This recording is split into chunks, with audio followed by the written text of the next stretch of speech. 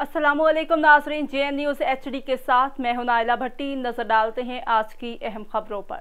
RPO Sadiqabad Sadiq Ali Dogar की RPO office में जिला रहीम यार खान के शहीद हेड कांस्टेबल मुमताज़ अहमद बिल्ला की फैमिली से मुलाकात। बहावलपुर अरसलान सदीकी से शोहदा हमारे महकमे का काबिल फ़ख्र सरमाया है। मुल्क कौम की बका के लिए इनकी दी गई कुर्बानियाँ फरामोश नहीं की जा सकती, इन्हें हमेशा याद रखा जाएगा। हम अपने शोहदा को तहे दिल से खराज तहसीन पेश करते हैं। इन ख्यालात का इजहार आरपीओ सादिक अली डोगर ने 14/7/2019 को शहीद होने वाले हेड कांस्टेबल मुमताज़ अहमद बिल्ला की फैमिली से मुलाकात करते हुए की।